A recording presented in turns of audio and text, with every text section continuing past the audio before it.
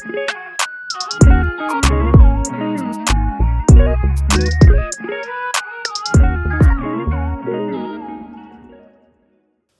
guys, this is Lola here, but you can call me Lola if you like, and welcome to Everybody Hates HR podcast, episode 52. Today, I'm joined by a very, very, very special guest, someone that's very dear to me, probably dear to a lot of you too. I'm joined by Emmanuel Imani. Thank you for having me. Cool. Emmanuel is an actor, writer, producer, now turned podcaster with us today. Yes. And some of you may recognize him as Simon from the ITV show Riches. So Riches is now streaming on ITVX. Yes. And it's showing week by week on Friday nights on ITV1, 9 p.m. Mm-hmm. Tell us about Riches. Riches is, let me pick my words. It's stylish, it's glossy, it's glamorous, it's sexy, it's funny. It's a little bit intelligent in places. It's a show about Stephen, who is a Nigerian immigrant living in the UK. He's built a multi-million pound business in hair and beauty. Mm-hmm. And he passes away like very quickly in the show. Mm-hmm. And very quickly after comes the will. And you know what happens with wills. Yeah, I love it. Like it's nothing like I've ever seen before. Like it's blackety black, which is relatable for me, but also I think it's relatable for anybody who, I don't know, has a family, anybody who works in any sort of corporate space, anybody who ever had to deal with drama. Like it is just, it's just everything. And I've heard it like compared to a lot of other things that people are like, oh, it's the Black British this or it's the Black British that. And I'm like, no, like this is a moment in itself. This is its own thing. I've never seen anything like this. And I don't want to talk too much because I don't want to give it away, but it is bingeable. Like it's so bingeable. So I remember when I started watching it, I was like, okay, do you know what? I have to watch this. I've heard really great reviews. Obviously, my guy Emmanuel in it. And it was like 10 p.m. when I started watching the first episode. And I was like, do you know what? I'm going to watch this. Yeah. Let me get the context. Let me get the context. And then tomorrow I'll pick it up properly. And I went to sleep at 3:30 in the morning because I just like, I don't want to shade like British people, but it feels like American in the way like the way it's been written. Like it's scandalous. Like I love it. Like, well, it's sorry to cut you, but Abby Ajayi, who is the showrunner, creator, and she directed one of the apps. She wrote this show after doing all of those kind of Shondaland, she worked with that company for a while doing How to Get Away with Murder. She wrote That's the vibe. Anna. Yeah. So Abby very much knows how to write a drama. Yeah. She knows how to give it to you. Like she'll give you those twists and those turns, and just when you thought this alliance was happening, oh no, it's over here. And you know what I like about the show, right? And I want to talk about your character and also your career and loads of stuff because I think our listeners will love to hear that. But what I love about it is it feels so authentic. Like it doesn't feel like this is like the diversity play. It just feels like it's a show and the people happen to be Black. Yep. It's a family and the family happens to be Black. It's a family drama. Yeah, it's a family drama. Like that's what it is, and it's dramatic. Yes. Like heavy on the drama. Yes. Yeah. And I like that. And it makes sense that it was written by a Black woman, a Yoruba woman at that. Like it's giving everything. Like there's even Yoruba in it, and it's not even nothing about it is forced or contrived. Yoruba's like good, isn't it? It's so good. Like it's so natural as well. Like I really enjoyed it. Like, and I felt a bit seen because even though it's about like again a cosmetics kind of hair company, something that is it's just the whole thing is very aspirational. Like the family is aspirational in some ways, and obviously very not aspirational in other ways. Like I mean, 20k a month. Do you remember when the mum says that? Listen, what am I gonna do? 20k a month. Low key, I was rooting like, I want to be at a space where somebody's insulting me for 20k. I didn't shut your mouth. Exactly. 20k. I was like, when she said 20k a month, I said, oh, what will I do with that? I said, oh wow, we don't all live the same life. We weren't all born equal, you know. No. Oh, I love it, but it's like highly recommended. But let's talk about your character. Yeah. So you play Simon, who is the eldest son, technically. Yeah, the eldest son from, without giving too much away, from like the first marriage, right? Yeah. And I think your character is especially aspirational because he's all these things which in theory should come with like struggle or sometimes trauma. Like, I mean, and they do, right? But I think Riches chose to live in the realm that you just mentioned, which is aspirational.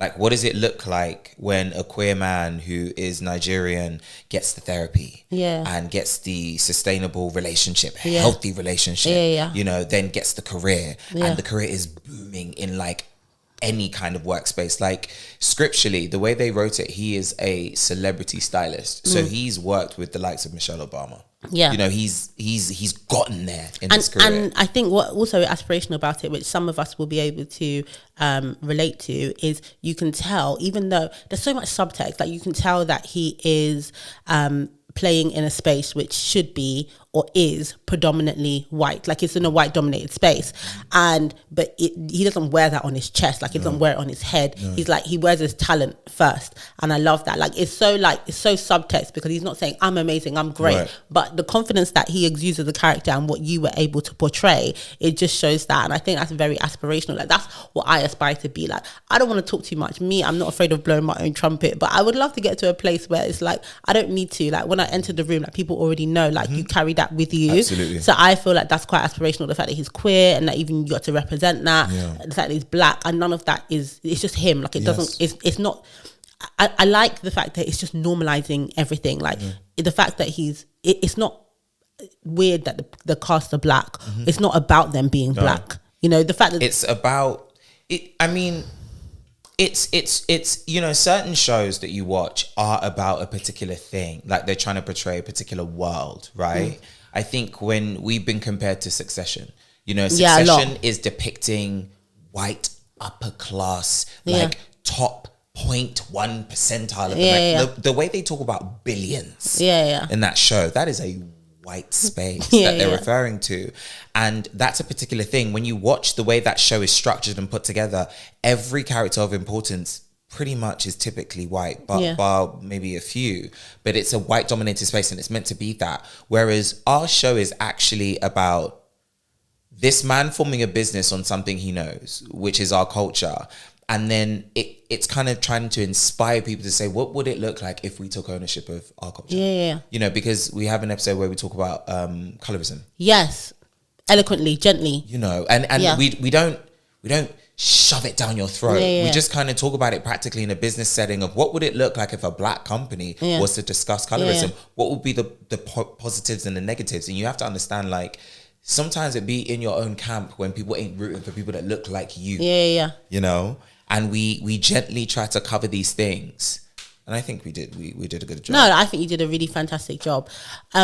What I would love to know is a little bit, well, to be honest, I already know, because what some of you guys may know and some of you won't know. Since you were 11. Yeah, me and Emmanuel went to school together, like we're friends. We are friends. Yeah, exactly. So I've seen your journey and I feel like it's amazing and it's inspirational. But I would love to hear about it because like we come from very similar like backgrounds, literally. We were always in the same classes. Same class. I mean, I think there was a time when I was in a slightly higher class than you. No, you dropped. Remember when you got in trouble that time in year 10? Wow. And you dropped down. Wow. They only dropped me for like, they didn't even drop me down. I was on report, but you got dropped down.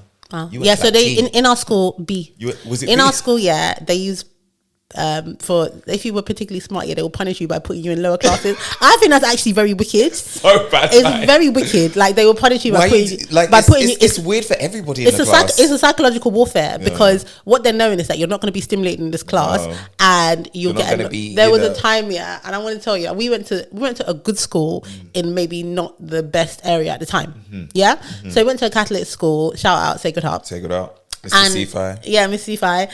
And our school was like, I didn't appreciate it at the time, but it was pretty strict. And they would tell us like, do you remember what they would say to us if we misbehave? If you don't like it, go to Michael Ramsey. Like that's how they would talk to us. They would threaten. But it's almost because they knew we all wanted to do well. Like there was a general consensus, even with the kids in the lower classes, they really wanted to do well because when we did get mixed up, when we got to like year 10 and 11 and we started to pick vocational things that we wanted to do, I picked drama. And I had people in there that were in the class that we put you in that time and they wanted to do well. We wanted to be in groups together. And I think even like because of like we had like the best results in like, you know, all the boroughs or whatever. And I think even like when we talk about like lower classes, it was just like, from the standard was quite high. Yeah. And I thought, our school was just hilarious. Like, did you see when they were in like the news and they were saying the school was bad for kids' mental health? Yeah, so basically what they used to do is that we used to do exams twice a year, and then they would average so you did exams in every single subject. They would average your grade and you would get a number. Yeah. And then they would rank every student from 1 to 110. The best student to the student who got the worst grade. And then they would put it up on a notice board. And then remember when the rank order, they'll be like, oh, the rank order's out. So at lunchtime we would run to that board. Now that's wicked, you know. But you know what's, let me speak on it. Do you know what was kind of fun though? Like, and that's because we're Nigerian children. Our parents are Nigerian, so our parents didn't play that in terms of you better be getting the top. So Lola, we used to go like this. Yeah, right? Some people would start from the bottom. Some people would go like this. And those are the people which I do think, like, looking back on it, it probably wasn't nice. No. It probably wasn't nice. I wasn't seeing it from their perspective. Yeah, exactly. Whereas you're looking to see, when did I come? Like, so I think they needed more support, maybe. But I just think that whole, and I think when we talk about your story, like that whole, like, having Nigerian parents is just like I was going to be a psychiatrist. Common theme. Remember in school, I was going to be a doctor. That's crazy. And even like a lot of our parents, what's really funny is like our parents cared so much about education. So that's why I want to know like what your kind of journey was like and how your family were, because like even a lot of the kids in the school went to a Catholic school. A lot of the kids weren't Catholic, let's be real. No. But they had parents who cared enough. And the Catholic schools were the best schools. Yeah, they had parents who cared enough to go to the Catholic church the year before and form a relationship with the priest. Every service, greet the priest to make sure he sees your face. When he's giving you the body of Christ, you're like, yes. Amen. Make sure extra say that amen. You're looking in his eyes, so that when you have to sign that thing, he knows who you are. Yeah. Oh, madam, so and so just went up. Yes, and they approve your kid. Nigerians are finessing. I love it. But tell me about so obviously you went to kind of normal kind of Catholic school, South London. Like, how did you get to where you are at now? Do you know what's interesting? I didn't realize that I've been doing drama since I was little, like acting in things, but it was never my main thing. I kind of just did it because I enjoyed it, and I think some of the teachers felt like I was good at it. But when I got to secondary school, again, like I said earlier, I was picking my subjects, and it was more so gearing me up to go in the route to do medicine. I wanted to be a psychiatrist specifically, but also because I liked studying people in a way. So when we got to college, after we got our amazing GCSE results, we got to college and got into all the subjects we wanted to get into. I was doing maybe 5 A-levels and I didn't like most of them. Like, I didn't like them. It wasn't as fun as school because maybe the people weren't as cool. I don't know. But the teachers as well, I didn't enjoy that time. And we actually had some good teachers. We had some maybe not so good ones, but we predominantly had good teachers. Yeah, we had good teachers who actually cared and wanted you to do well, really cared. And would chase you through the corridor if you didn't do your course, and would keep you behind to make sure you finished it. Jen was talking about that the other day. Saturday detention. Yeah. But Orly, I think, done that for Jen. Nonsense. She did it to me as well. but it was when I got to college that I got to my second year, and then I was faced with this decision of what am I going to go on to do after this? Like, what actually brings me joy? That's something I've always been like really stuck on. I want to be happy. So I dropped like 2 of my A-levels, and then I started pursuing drama. I went. Did you do drama? It was one of mine. It's always been a subject I've done because I could do it, but I didn't do it because I thought I was going to end up doing it. If that makes sense. So I went to the careers advisor and they were telling me it's a bad idea to be an actor. But to be fair, this is I said it. Remember when we went to plan the reunion, me, you and Jen, and he said, what job do you have, Lola? You were like, I'm an accountant. Jen's like, oh, I'm a midwife. He's like, Manny, I'm an actor. He was like, that's not the head teacher. Like, should be doing that. No, but the thing is, and that's bad. I think we need to be inspiring people in our community to do this thing. Okay, let me tell you. I'm not even playing devil's advocate. I'm just going to empathize with our parents' generation a little bit. Like, you didn't have anybody, and I think a lot of us didn't have people to show us what it looked possible, like. And they hadn't seen it be possible. And also, like, I definitely think coming from, again, immigrant families, there's a whole thing about playing it safe with your career in general. And a lot of us have done it. So like the things that your parents are happy for you to do, a lot of us are the same, like doctor, lawyer, engineer, accountant, like even HR to an extent. Like most people probably just think it's admin, but like it's okay. It's an office job. It's safe. It's steady. So then if you want to get into that, there's so many jobs, and an ordinary person can become that. Whereas I think when we think about celebrities, we think it's not for, especially people that know you, they'll think, oh yeah, this is a regular guy. And obviously it doesn't mean they don't believe in you, but your parents and people that are more senior, I think they feel like maybe they'll be a bit negligent if they advise you to do something where the failure rate is so high. Yes. So because I think that's where it might come from. Because it is so high, and it's all the things they said it was. They said it was a precarious industry, you know, it's not certain. Feast or famine it can be.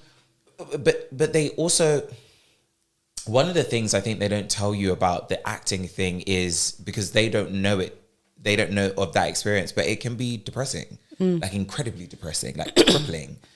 So many of my friends, and even I've had bouts when you aren't where you want to be, and you remember the academic route that you was taking before, and that was far more straightforward. You know, you studied and you passed, and then you went for the job interviews and you got them. Like, how many jobs did we work back in the day? We both did H&M at one point. Hella misery.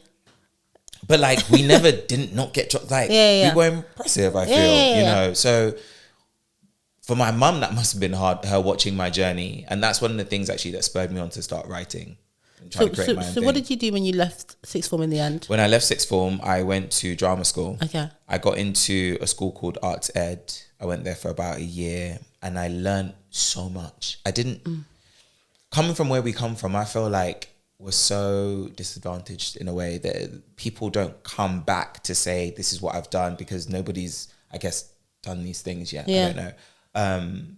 But I think it's really important people come and talk to young people anyway and tell them about some of these careers. But I went to this drama school and I learned so much about plays and the world of film and cinema. Like, it really opened my mind. I remember I graduated from Arts Ed and I went to a school called Aura for 3 years. And I got a degree from it, which made my mum a bit happy because you're a graduate. But even though I kept looking at her like, I can only use this to become a drama teacher. You know, but still, but you have a degree. So worst comes to worst, you have a plan B. But I've always thought like, no plan Bs, just this is my plan A. Just plan A. And the plan A how do we make plan A work? You know. I then went to Aura, and that's when they really opened my eyes. That's when I started watching like black and white films. My thing has always been film, I think. I started watching things like that, and that's expanded my knowledge. Did you have like inspirations when you were like younger for acting? Like, which did you have actors? Because we always talk about representation, and was representation important for you from a class or a race perspective, or was it just like the acting and the actors that spoke to you? Do you know what's funny, right? There are shows that are incredibly popular, such as Friends. Friends, right? Friends is a phenomenon, you know. I never vibed with it like that. I'm not gonna lie. I'm a Friends fan. Right. And 99 point the population are. I didn't vibe with it. And I think it's because I didn't feel seen. And maybe it's also because it was something that I liked to do. I liked to pretend to be people. But I couldn't pretend to be any of those people because I didn't look like those people. I think is hilarious? It was only until recently, probably like in the last 5 years, that I realized that how undiverse Friends was. But that was their friendship group and that was their space that they played in. Yes, but you know, for instance, there are many other characters that didn't need to be Caucasian. The people they dated, the people that worked in the businesses. Wait, there was one black character. That one that the actress from Archer, but what she was, I don't know for how long, and apparently one of the actors always said he was championing diversity on the show. Whether he was or he wasn't, that's not even his job to do so. I don't know how the producers set a show in New York that looked like that. Yeah, but you know what? It was like literally not even Gunther. No, it was literally a different. The guy that worked at the coffee shop. He couldn't have been a different race other than white. Yeah, and everybody also is white on that show. Everybody's white, and I just think now New York. Now it could never happen. But do you know that when they did the reboot of Sex and the City, one of the things that they wanted to do is make sure that not everybody was white. But why is that one of the things you're trying to not do when that isn't the truth of that city anyway? Because when these people were like, as you know, like especially back then, like no one cared. Like the people who owned it, they wanted to see themselves represented, and the people who had the power, and they actually didn't care about representing other people and sharing other stories and other voices. It's probably just to make money really then, isn't it? Yeah, and now it's completely unacceptable. And I think a lot of us as consumers of those sorts of shows, we weren't so emboldened. We didn't have expectation as much. Y'all didn't. Yeah, me, not you. You were a visionary. You were a young visionary. Don't make no sense to me. Where's trouble? You were Where's trouble? Let me watch some one-on-one. What was? Because I look like him. Let me not Flex Alexander. Let me pretend to be Flex, someone, or Dwayne. I just think that me, especially, like, I didn't have the,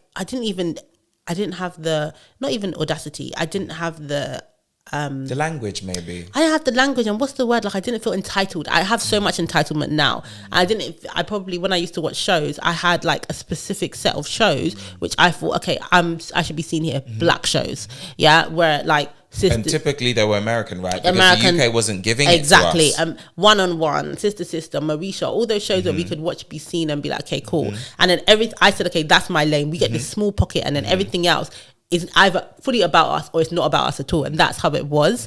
So I think that's like, there's been a complete shift, and I wonder, like, as an actor as well, like, you seem obviously to have like noticed it like much earlier, and it had an impact on your experiences. So are you saying that those kind of black actors were the ones that you looked to, or you could take things from those other actors as well? I think I could take things from everybody, because I felt and I feel as though I must be a sponge of sorts. I can absorb. I realized that, especially in drama school, I could watch content that wasn't aimed at me or my people, and I could still find what I needed in it. You know, there are things to learn in everything. I think be humble and realize that for sure, because there are ways in which they make their cinema, for instance, in the West, that we don't replicate the same back home. A lot of people, when they watched Riches, they were like, in Nigeria, when I just went, they were like, that's the future of Nollywood, you know? And I was like, what? I didn't get it. But then I was like, oh, you mean in terms of packaging our culture in a digestible way, as they do in Hollywood every day with everything? I said, yeah, absolutely. And we will get there. Yeah. You know? So then you left drama school. I left drama school. With your degree? Yes, with my degree. And your plan being your that pocket. I never planned to use. My degree I never planned to use. I didn't even know where it is. I got my degree, and I got an agent. Yeah. I got an agent. They were quite good. They sent me in for a bunch of things for a couple of years. Fast forward, I think I booked that Netflix show, Black Earth Rising. And that, for me, was when I saw a shift in my career. What a show. So the thing is, I love that you jumped through, because there was a lot in there, but we won't go too much. They were like small bit parts in like films. You know, and I played like an American, because I got to use that accent I'd been practicing since I was like 6. But, you know, I got to play an American, which was fun. But I feel like Black Earth Rising was a moment as well. Yeah. Like, that was, for anyone who hasn't seen it, I think it's still available on Netflix. It's on Netflix. Yeah. Michaela Cole, John Goodman. Yeah, Michaela Cole. And I guess it's like, it speaks a lot. It's interesting if you're into like African history as well, especially like a lot of stuff that happened in Rwanda, but recommended to watch. But you had such a significant part in that, and I remember I was like, oh my god, that's my friend, my friend. Like, what was that like having such a significant role in something which felt, I don't know how it felt for you, but for me it felt so major. That felt like such a good moment because of the work that I put into creating that character. I think he was born in Rwanda, and he was an ex-child soldier, and he spoke French, but he then moved to America, and he became a mercenary after that. So it had all this so many layers, so many layers.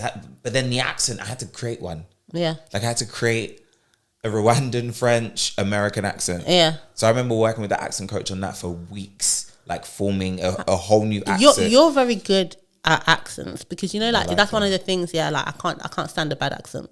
I cannot stand a bad. You have the air then. Accent, like no, I can only stand accents. Like I can't stand bad Nigerian accents.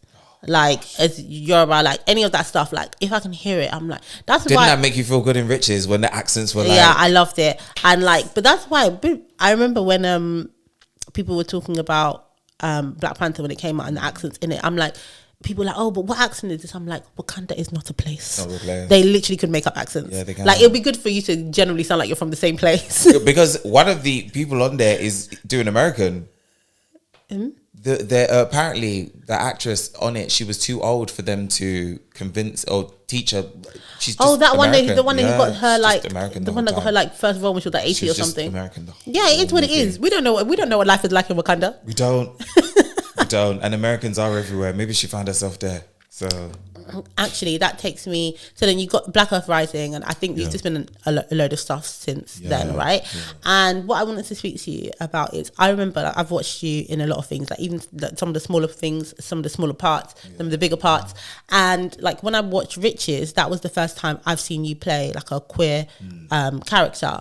And I know that you have played another one since. And what I wanted to say is like, is this like the general direction you want to be moving in, or is it like actually you're a generalist? So in HR we have like there's different parts of HR that you can play, and you can be like in employee relations, you can be in learning and development, or you could be like a generalist or a business partner. I'm a generalist. I do everything, right? So do you want to be like a generalist actor, or are you gonna be like literally like, now I'm here, I'm queer, and I'm staying in these roles? No, I'm greedy. Yeah, I want everything. Yeah, that's why I'm actually grateful for the work I was able to do before Riches. You know, I got to really stretch myself in every kind of way, and even the role I'm doing now, it's another queer role, but very different. The energy is completely different, and I was almost afraid of it until I rewatched clips of one of my favorite films, which is The Fifth Element. Chris Tucker did a role that I felt was Oscar worthy, but they didn't see him. Yeah. Because he transformed.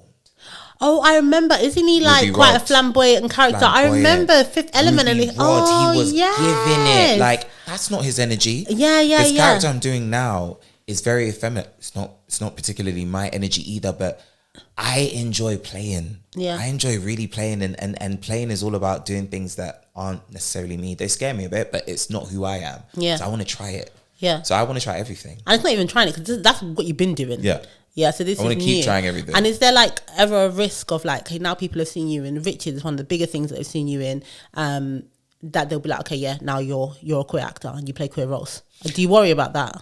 I do worry, and I did worry. I don't worry as much anymore. Okay. Because I'm making my own stuff now, so I won't be ignored. Like, I refuse to let anybody put me in a box. It doesn't make any sense to me. I am a performer. I perform. Yeah. And you're a writer. You're writing, you're producing. And it makes sense for me to write, because in school, remember when we used to write stories in English? I'd always get A's in my stories. I don't even really remember that. Yeah, for Miss Ryan. I was even going to say, our English teacher, because I didn't want to say her name because I'm not going to say positive things. Oh, but when on the day we got our results, she said she was disappointed in me. What did you get? I got an A in Lit and an A star in language, and she said that I could have done better. I remember there was a time when she told me that if I was lucky I'd get a C. Like, she actually hated me. Like, she hated me. I don't know why. Like, I really liked school. Like, I liked school, and I actually liked most of our teachers. I love Miss Corley. I love maths. I didn't love Miss. No, I loved her, Susan. If you're out there. That's because you lot even hung with her one time. No. She was a good teacher. I love like learning about history, Miss Moss. Like, I like teachers that get into it. But Miss Ryan, she just hated me. We were all right. It's because we was chatty in school though. But that's because we were really smart and we weren't always challenged. But so if you were smart and you were, this is what I can't stand. And like, listen, the trauma is shouting right now. I don't care. Yeah. But if you were smart and when you were chatting to someone who was less smart, why is it the smart person's problem?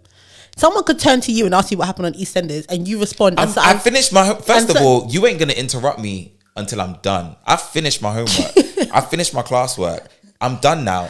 I don't need to ask for more. I'm just if you've asked me a question about EastEnders, I'm gonna answer. And now, because you're the one that's doing better, ask them if they finished their work. Yeah, but now you're the distraction. I'm not a distraction because my work is done and I'm getting an A. Yeah, no, I don't believe in that at all. I think you're meant to challenge people. I think it's about people always being challenged. Like, one of the major classes I was challenged actually was drama, because they would ask us to create a play from scratch. There was no template in terms of what they did. Elizabeth and I created a play together, and that play, I think they used it to like mark the standards of like drama, something. Like they did something with it. Yeah. Like we went in. Yeah, we made like a mini musical. I never took that seriously. Oh, I love that. I never took it seriously. Like that's not my vibe. Did you do it for GCSEs? No, I didn't. Like I wanted to. You felt like you didn't need it anymore. No, I didn't need it. I was not good at it. Like I would be silly. Like I'm not gonna pick something that I'm not good at to do. Like that's crazy. They already making us do French, so I'm not gonna do that. They really made us do languages. So in terms of moving forward, like what's next? Like what's on the agenda? Like is there any kind of upcoming project? I'd love to talk to you about the things that you're kind of writing and producing for yourself. So what should we expect from you? Well, I did season 1 of an Amazon show called Wheel of Time, and that's coming back in a few months. I did season 2 as well recently, so that's going to come out on Amazon Prime. That's quite an exciting fantasy thing. I get to play an archer. An archer? Yeah, he's got a bow. Is that like a job? Yeah, in the show, there are these women with magic, right? Okay. And it's fantasy. Yes, it's a fantasy thing. Women with magic, and if men get this magic, it turns them mad, right? But also these special women with magic have like guardians. I'm a guardian. So it's quite fun. I love that. I get to fight. And you recently, if you're happy to talk about it, like been writing and producing your own stuff. Yes. Yeah, so I wrote a short film about homophobic attacks in Nigeria. It's called Demons. Are they common? Yes. A friend of mine sent me like a Grindr article, and it was just talking about all the recent attacks that had happened. Sorry, what? Grindr article? Yeah. Grindr articles? It was an article about Grindr. Oh, I was gonna say like not a Grindr specific article. No, I don't think that's what they do. They do something else. I was gonna say I was like Tinder ain't out here like Grindr do other things. Yeah. We won't talk about that. So, a friend of mine sent an article about Grindr attacks, and I read it, and at that time I felt like it was something I wanted to talk about. People were meeting up with people pretending. Like they have a thing called keto. It's basically when you think you are going on a date, but it ends up being a setup of some sort. Yeah, sometimes it's like 10 guys and they would strip that person naked, beat them, record a video of them, then call their family and extort them for money. You know, kidnappings. Sometimes they tie them up to trees and just leave them there. You know, different things, but they're abusing my people. So I wrote an article. I wrote a short film about it. Yeah, and I shot it last year in Lagos and some of it in the UK. Yeah, and what's the plan for it? Like, when will we? I'm taking it to festivals. It should be done in the next couple of days. I plan to take it to festivals, but I also want to screen it everywhere. And that's why I'm happy I've done a show like Riches, because it gives me some kind of platform to then talk about this stuff that I really want to talk about. So I want to have screenings in Nigeria. I'm in talks with charities to organize stuff like that. I'm going to have screenings here. I want to have them screen in like Soho houses, for instance, you know, just everywhere to give everyone a chance to see this thing so we can spark a conversation and end this thing. So let's talk about that, because like obviously I'm Nigerian too, and like queerness in Nigeria is very interesting. It's there. 10 years prison.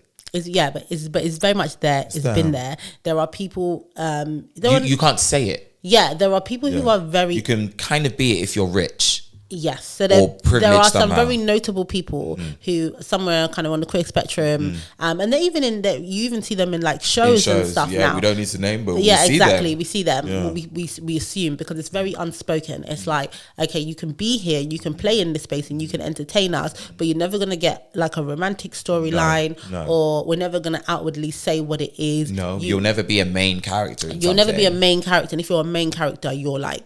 You never have your own real storyline romantically. You have to be about friendship. You might be like a wedding planner or something, and you're planning everybody's weddings. Exactly. Like you can be a hairdresser or a stylist, or things that people stereotypically might associate with, like, you know. I didn't get a lot of backlash for Simon, you know.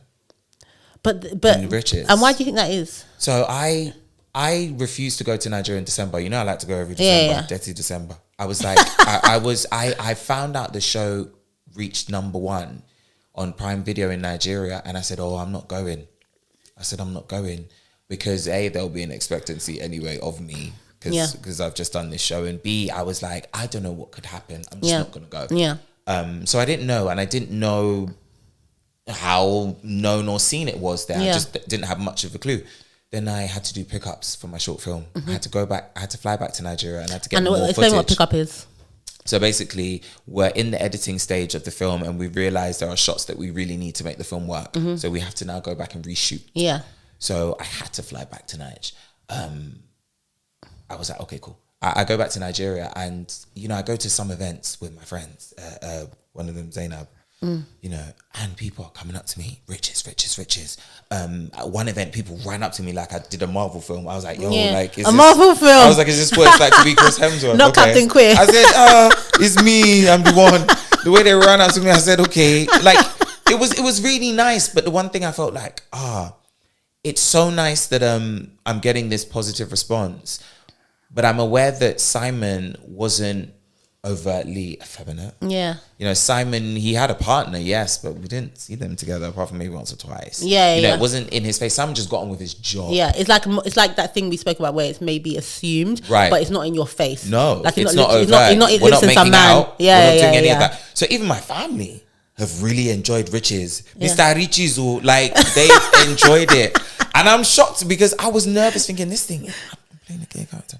And they've all been so positive about it. But I think that also speaks to the strength of the storytelling. Yeah. Because yes, you're queer, but we don't wear that on our shoulders and our chests all day, every day. Sometimes you're just a person. That's what I was trying to explain about what I really like about Riches. Like, it's just so authentic and it's not forced. And I think you get that from the writing of a black woman getting to tell what is in a sort of her own story. Yes. Do you know what I mean? Lens, because it's not like, it's not about that. Like, it's just like the world. Like, there are people, we all interact. We all have, different ways that we identify or different, experiences or different things that shape us. Because some Nigerians were putting that in the feedback. They tweeting about it. They were like, why did they have to make the brother gay? Why did they keep doing that to our men? And it's like, the other brother isn't gay. Yeah. Andre isn't gay. There's only reason one person in the world we live in, guys. Yeah. Guess what? There's a gay person probably in the room, or a queer person, whatever it is. There's somebody that isn't the same as you in that room, and they deserve to take up space. We all do. Yeah, I just think, but it's not what I just. It's not even. It's not necessarily. But not in a struggle way in that show. Yeah, it's not even central. It just is. It just is because that's the world we live in. Yeah, exactly. And I really like that, and I'm happy that you got to experience that in Nigeria, lovely. And I hope long may it continue. Yeah. I think Nigeria is anyway, I can't speak too much on Nigeria because I don't have that many positive things to say. But I love Nigerians. I love Nigerians. I think that I love Nigeria. It's Nigeria's young. Nigeria hasn't had independence for that long. We're not gonna. This is someone that we won't agree on. Yeah, but they haven't, and a lot of other nations have had more of an opportunity to advance, and Nigeria will get there, I'm sure, in their own time. Yes. Let's just keep supporting. In someone's generation, I don't know. Hopefully it'll be us. Yeah, but I love Nigerians, and I think there's a certain type, because of how Nigeria is, there's a certain type of resilience that I think a lot of the time we have as Nigerians, and I think we get it from our parents and we get it from our environments. Like, if you take, whenever I hear stories of our parents, I'm always just so impressed. And the thing about Nigeria, it is a harsh environment. So when someone if you can succeed in that environment, and then they get put in an environment where you could actually thrive, and where everything so much isn't against you, you see people will just flourish, which is why you see even in the corporate world there's so many Nigerians who have moved as adults or maybe teenagers, and that's just because when you learn to survive or thrive in an environment which is so harsh, when you get put in fertile soil, you'll just grow. You just grow, and I really, that's the immigrant grit that our show is about. Yeah, the dad is an immigrant, and that's again becomes a millionaire. I felt so seen when I watched it. I was like, wow, this is just so. I think you can take from it your own experience. So even if you don't come from an immigrant family, you can be okay, I can see this. My only one criticism, of Riches is you need HR. Because you got people, there's madness happening. Without spilling secrets, you got people having inappropriate relationships. I saw them two in a scene. I said, "Excuse me, she's no. I don't even want to talk too much. You can't do that. But you guys need HR, and that's why sorry to do a spoiler, but that's why the dinner popped off in that way because of things HR would have sorted out. Yeah, the dinner popped off. So there's too many things that went on there in that company for me to be comfortable as a HR person. So I think that for season 2, which we'll talk about, we need a HR for season 2. We need a HR in season 2, and I'm not saying that it has Nina to. will get the company together and she'll get HR. I'm not saying who it should be.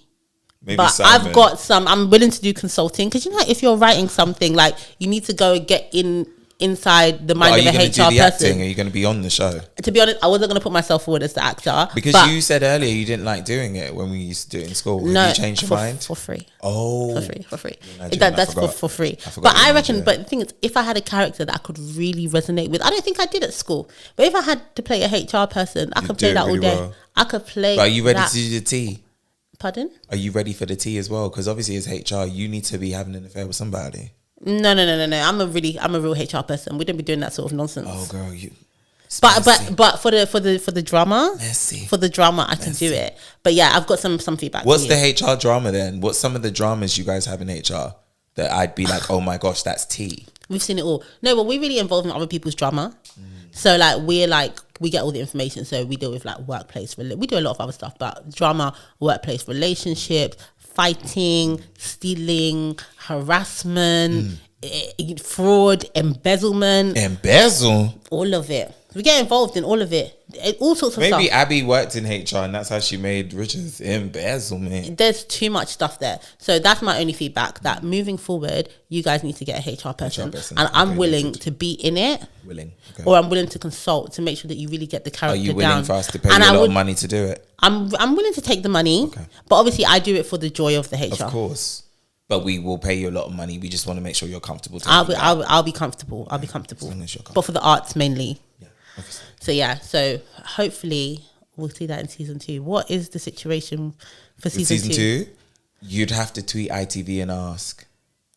So we don't know. I've no clue. I always say don't cancel your subscription. Because things happen, don't they? And we know how things are. In America, there's a writer's strike, for instance. A writer's strike? Yeah. The writers are on strike. They're not allowed to write anything. What do you mean writers on strike? They have a union. They have a union, a writers' union. The actors have a union, SAG. Potentially, they may strike also. The actors have a union. Yeah. And we have one here. It's just...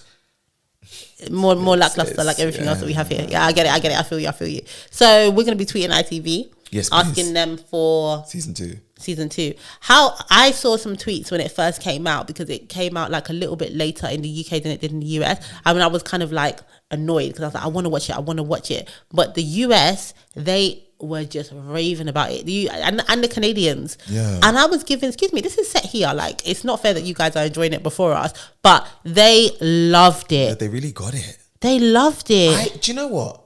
To be honest with you, Lola, like when I did it, when I read the scripts, let's go back there. When I read the scripts, I said, wow, this is a piece of history. Like, we've never had a show like this come out of the UK. So I was like, I want to be a part of it. I really want to be a part of it. And it's my culture. Please let me do it. Yeah.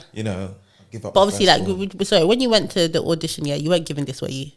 I was doing confident. Yeah. Okay, cool. I'm Nigerian. I was doing confidence. Yeah. I said, okay, been here before. Kilon Shele. I was giving confidence. But in real life, I was like, I really want to do it. And that's when we were shooting season 2 of Wheel of Time, actually. Yeah. So I got the scripts, went to the audition, long story short, got the job, shot the show. Then they wanted to do a screening in New York. And I was like, the show is very British. Like, how are they going to take it? How are they going to get it from the jump they were living? They were seeing moments that I had missed. Actually, because I'd watched the first 2 episodes and I was like, oh yeah, I think it's good. I'm in it, so it's hard to judge. Is it good, or am I just enjoying the culture and all the chocolate on screen? I don't know. So I wasn't sure. But then when I watched it for the first time with that audience and they were collecting all the tea, the fact that, like, I'm gonna drop a spoiler, I don't care. The fact that at the jump you saw the mum having an affair, they were like, what? When she runs into the hospital, they're like, don't be acting all... Yeah, do you know what? The mum... Trying to act like you're... The mum... When you was just... That's pretty early on, so it's not really a super spoiler. No, it's not. But I love her character. That was out on TV last week. Yeah. Like that. Oh yeah, I loved her character. She's great. Love her character. She's great. Yeah, I love her character, but I hate her character. Like, she's... Love-hate relationship. Yeah. Like, I love the way she portrayed the character, but the character herself... The things she says... I despise her. I'm not like your mother. I won't take it lying down. I literally said, oh yeah, let me enter the TV and fight. Because what is that? No. Who are you talking to? And that is why she says, say it again. And just in case you didn't hear me the first time, say it again. Yeah, because we're from the school. Yeah, what do you mean? Child rubbish get banged. And you know what? The tweets, there was this American girl that used to review the show, and she said, I loved all the TikToks as well. Did you all the little videos made it so exciting. She said something like, I don't know how y'all do it in England, but over here we don't play with our moms. Say it again. Did you see the crazy in her eyes? Say it again. I was on the floor because it was hilarious. I didn't see that either. Yeah. I didn't see that she was proper like, what did you say about mama? Yeah. Say that again. Yeah. No, say it again. And she's so composed as well. The last thing, we actually have to wrap up, but the last thing I would say is like the code switching in Riches is like, again, it's real life, isn't it? It's real life. Like there's so many, like you see Nina in different spaces and how she plays in how different, she composes herself, depending on her she's from audience. corporate America as well. Yeah, exactly. So the idea of like coming from corporate America, then coming to the UK, working in a predominantly white business, to working in a black owned family business, and yeah, like the code switching is mad, and it just again felt seen. I was like, wow, like she really knows how to, like, again, it's not even aspirational because should we really have to do it first thing, but it's good that she, like, I could see that and be like, okay, like she knows how to move herself for her audience, which is, it's a good skill to have. Which is it's what you do. It's what all black women do. It's and black men. Yeah, and black men. I think black women are probably slightly better at it now. Oh, but no, we are better at it. That's why we're in the corporate world. At least, like black women, they do better because black men, I think they really struggle to do it. Like even yourself, like you'll be someone who's very good at it, which has allowed you to play in so many different spaces, but it is not something that a lot of black men are so comfortable at doing. And the ones who are more comfortable, you see them progress faster in like the corporate world. I don't know if it's, and I assume probably in the same within kind of the creative acting world. Industry. Yeah, the creative industry is quite similar, I suppose. It's a professionalism, isn't it? And that's what everybody adheres to, and that's what you will get rehired for, you know, and also being excellent at your job. Yeah, you gotta be good at your job. Yeah, this one is very. There's nothing worse than there's nothing worse than watching a show that you like and they just introduce some actor that's rubbish. It'll ruin the show for you. It pulls you out. Yeah, it pulls you out. You know, for whatever reason, it pulls you out. And we were so blessed to have such a talented cast. I feel. It's so good. And you know, like there's certain shows, and again, as a kind of, I don't want to call it a black show, but as a show that has a predominantly black cast, I think that I was like, oh, I need this to be good. I always need it to be good because we had Mr. Bates. We don't get Brendan Coyle.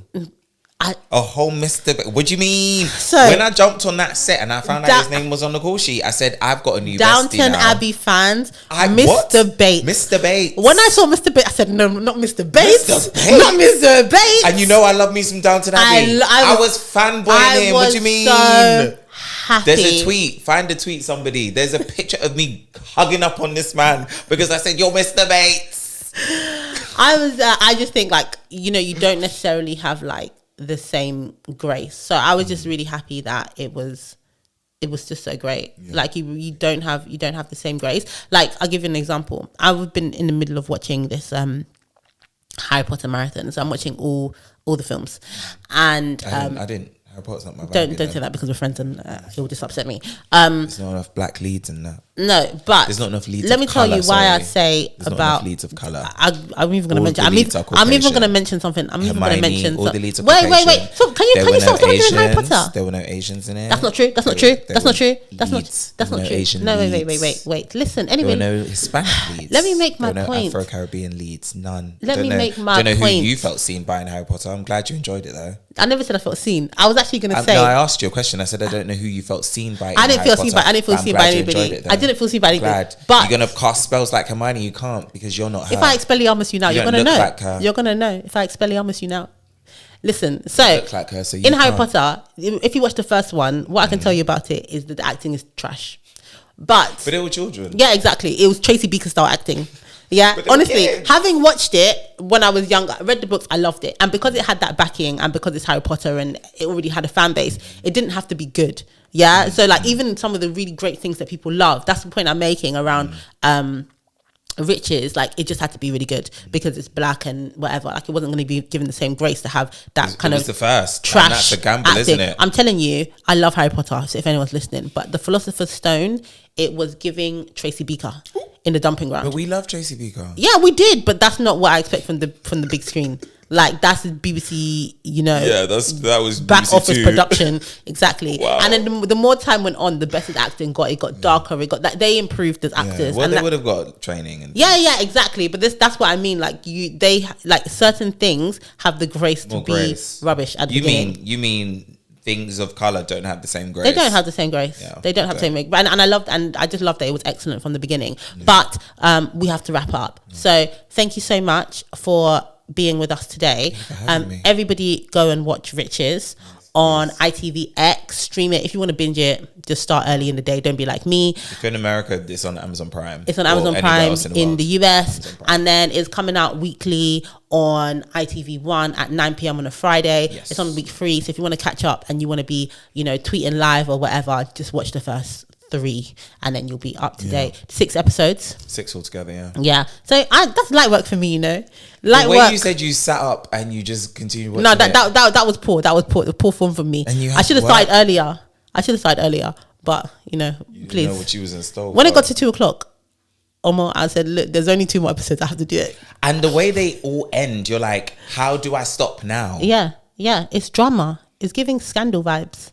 But anyway, thank you so much. Watch Riches. Everybody like, comment and subscribe. Next week, I'll be back with Velisa, who I didn't even mention, but she's away at the moment. So, but next week we'll be back. And I think even with another special guest. Oh. Yeah, don't feel fun. This month. Yeah, don't feel too No, too I used. don't feel bad at all. I'm happy to be Cool. here. All right, bye.